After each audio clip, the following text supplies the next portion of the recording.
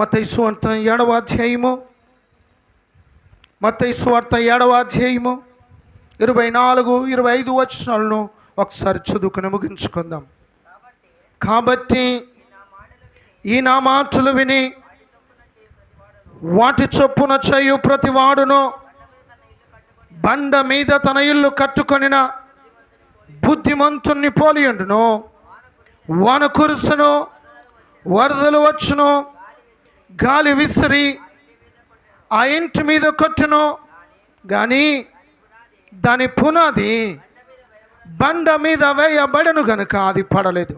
నా ప్రియ దేవుని బిడ్డలారా, మనకు ఎవరు బండ అయి ఉన్నారు అంటే, ఆ పునాది ఎవరు అంటే, లేఖనాల్లో మనం చూస్తున్నాము, మన ప్రభు అయిన యేసు క్రీస్తే మనకు పునాది. He is our foundation.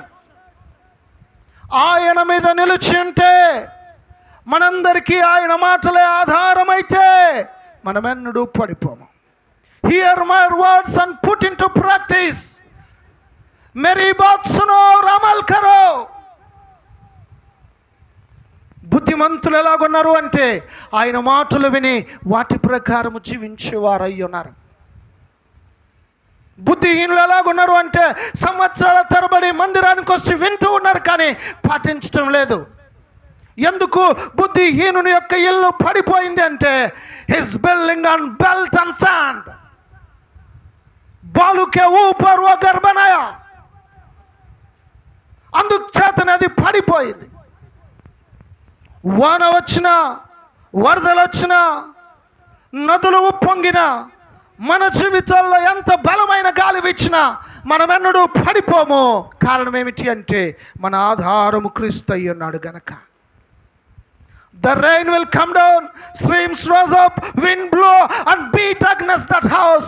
It cannot be fall. It still remain. Its foundation on the rock.